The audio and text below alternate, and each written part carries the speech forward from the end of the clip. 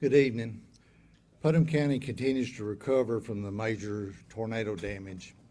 We have completed our first search of all the damaged area.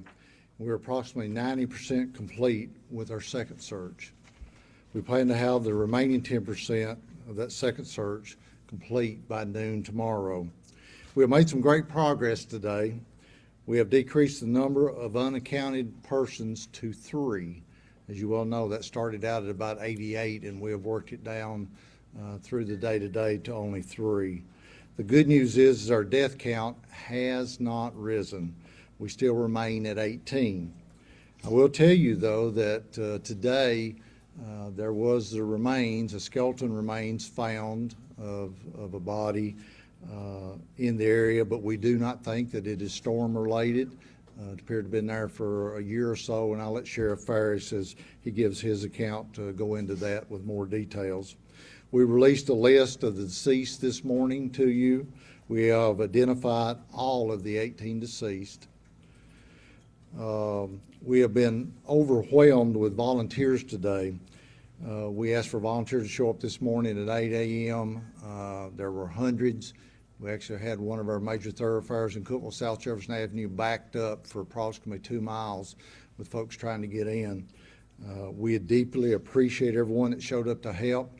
We estimated that all in total, we had somewhere around 2,500 people that came to Putnam County, or folks that already live here that are our citizens that came out to help.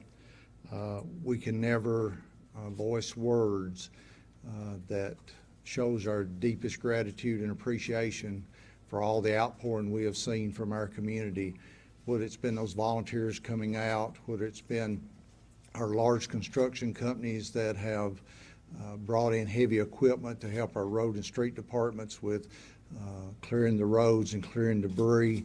It's been amazing. Food donations, monetary donations, supplies. It continues to pour in, and for all of that, from whoever you are and wherever you are, our deepest appreciation to you. With all the devastation of the power lines and utilities in the area, it has been slow with the power companies on being able to restore power. For any of you who have been down there, you've seen. We started out with about 5,500 customers without power. That has been decreased now to about 2,000 customers, most of those being in that devastated area. Power companies continue to try to isolate that area out and restore power. They're working 24/7 around the clock to do that. Several power companies from around other areas of not only the state but the country have come in to help, and that has been a massive undertaking, and it continues. Due to that undertaking that we plan on having tomorrow, we're going to ask that no volunteers come to the area tomorrow. The power companies are planning on stretching cable, which makes the area very dangerous for folks to be in. And our main concern is that we have no one else get hurt from this disaster. So I hope everyone understands that public safety has to come first. We will notify everyone about when we will start allowing volunteers to come back in. That could be as early as Friday or Saturday, depending on how well tomorrow goes with the restoration of utilities, not only the power lines, telephone lines, gas, water. We had some major devastation to all those utilities in the area from the tornado. We still have a few people that are in our Red Cross shelter here locally at the First Baptist Church. That number remains very low. Most of those folks have went to stay with family, friends, or in some of our local hotels and motels. Our distribution center, which was set up at the Cookeville Community Center, continues to operate. That location is 240 Carlin Avenue. That is set up for anyone affected by the storm to be able to come and receive water, non-perishable food, baby clothes, diapers, supplies. It has been amazing at the amount of supplies and stuff that has been donated. We've actually even had tractor trailer trucks come in loaded with water and other supplies that have been brought in. So we want to make sure that we put out to everyone, if you were affected by the storm, There is a lot of supplies and food available to you. If you'll just come to our distribution center, which is the Cookeville Community Center at 240 Carlton Avenue. I'm now going to turn it over to Sheriff Eddie Farish for an update on our search efforts. Thank you, Mayor. Good evening. As Mayor Porter stated, we're 90% completed with our search. One upbeat bit of information we'd like to talk about. We certainly talked about the 20 to 25 acre field that we were concerned about the last two press conferences. We are almost through that entire field area. The other 10% remaining is that particular area. We will complete that starting tomorrow and finish that by noon tomorrow at the latest. We will have law enforcement and first responders there tonight on the scene, working around the clock. Curfew is active starting at 7 p.m. tonight till 8 a.m. in the morning. And the curfew is only affected to the affected area. It's only required in the affected area. It's not for the whole county. We had a little confusion last night on that. We have asked and received from the FAA a temporary flight restriction over the area. We had some issues the last couple of days with flights coming over and flying at low altitude and sort of hindering some of our search and getting in our space. That also is restricted for drones as well.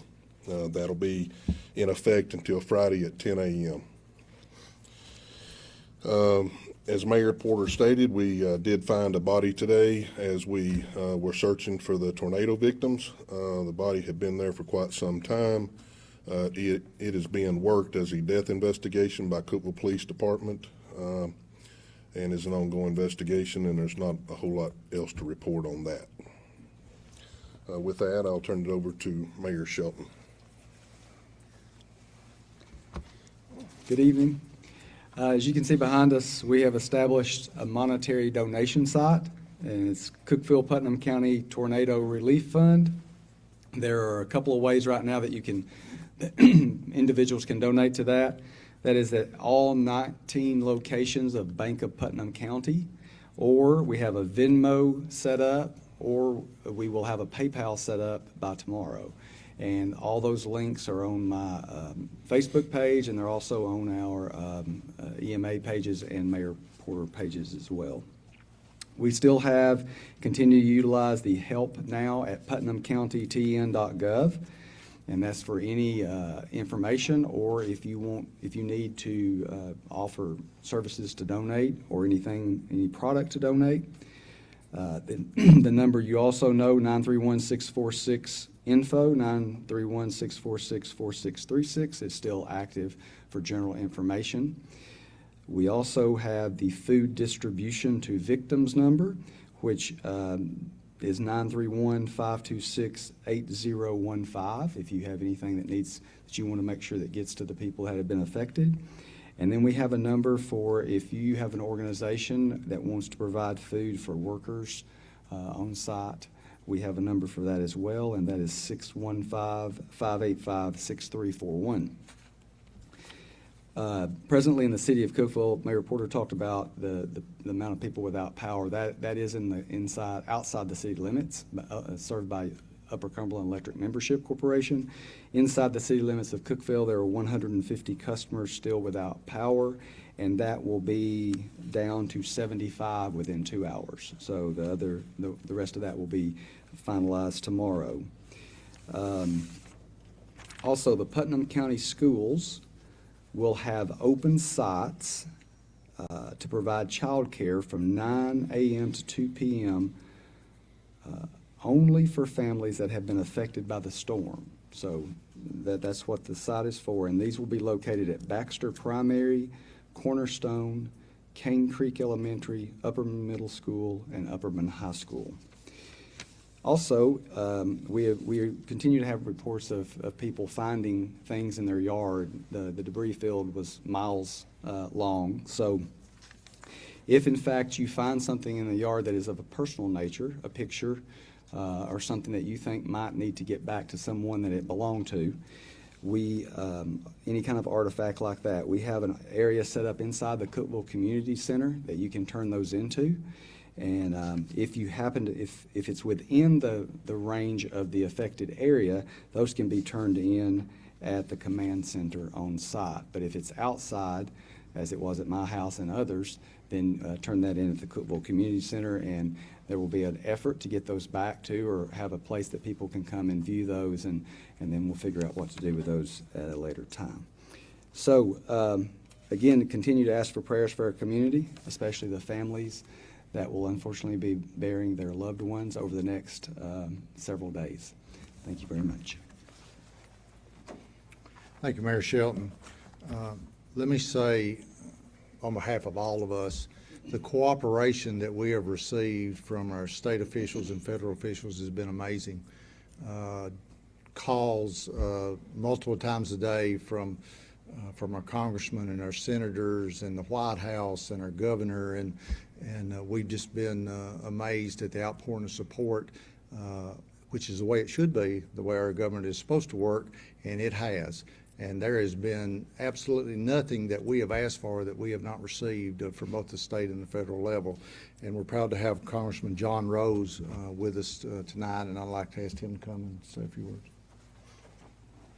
Thank you, Mayor Porter. It's a privilege to be here, and I want to just begin by applauding our local officials, Mayor Porter, Mayor Shelton, Sheriff Ferris, and their team of first responders here in Cookeville and Putnam County for the fantastic effort that they've made in the last 2 days to help the community respond to this tragedy.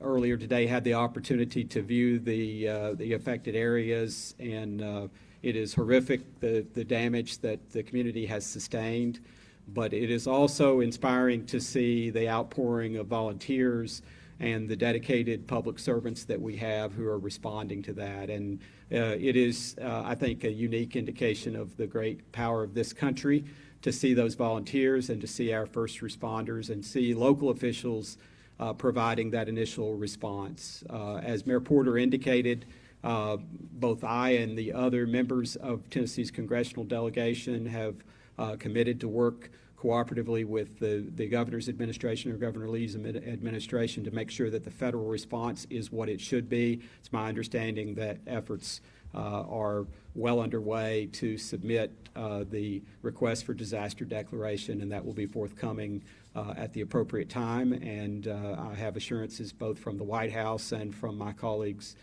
in the Congress that the appropriate federal response will be there. And so again, our heart pours out to the families that have lost loved ones, to this community that will now undertake a very long process of healing, and our hearts ache for these folks, and they're our families, our neighbors, our friends, and we have a long healing process, but a great community that's pulling together to help make that happen. Thank you.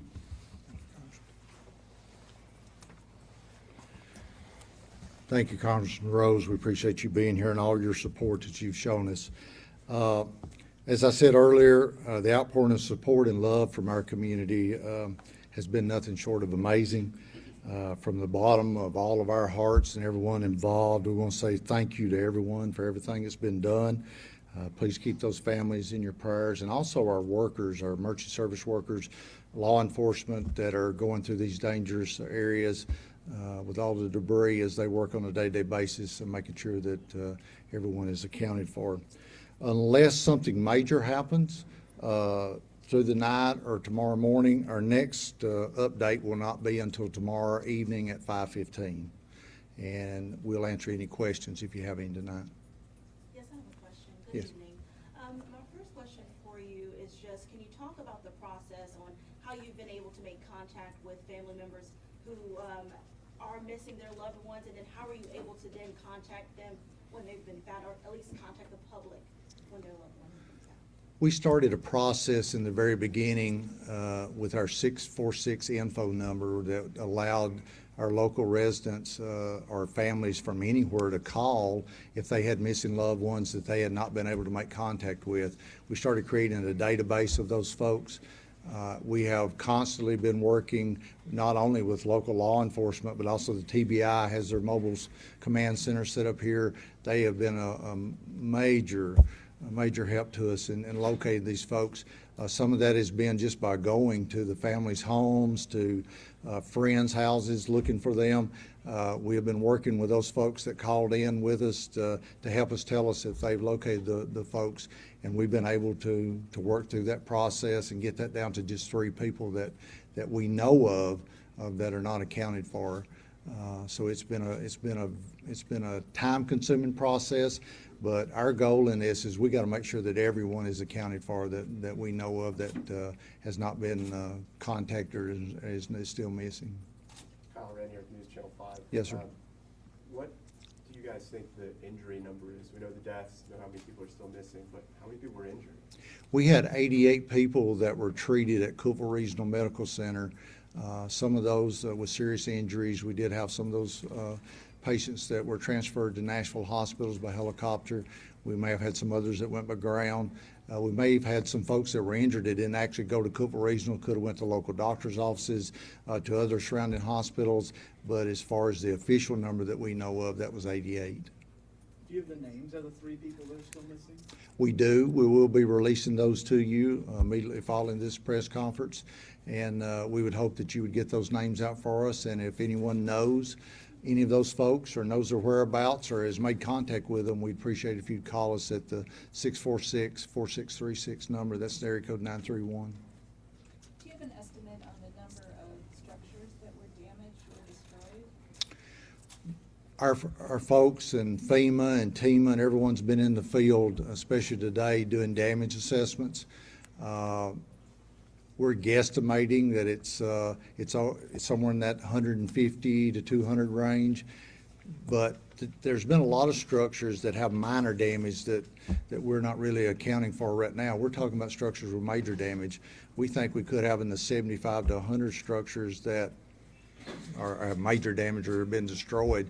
You have some areas that the houses are totally gone, just like they never were there. So it's difficult with all of the debris and the damage and the down power lines for them to do their assessments, but that continues and will continue until we complete the assessment, but that may be a few days from now. So all of my numbers that I'm giving you are total guesses and estimates. We do not have a final count yet.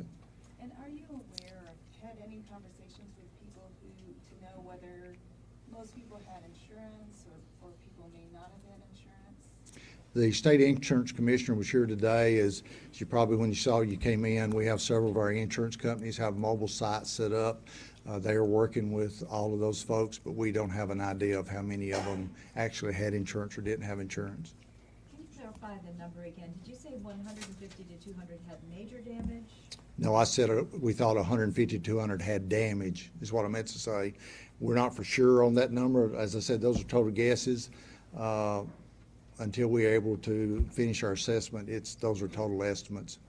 Has FEMA or National Weather Service been able to tell you, is this the same tornado that started in Nashville? They were here today, the National Weather Service and FEMA. We have not heard back as to the strength of that tornado. I think in our minds, we think it was the same one, but they have not given us any information to let us know that yet. We hope to have that information tomorrow. Yes?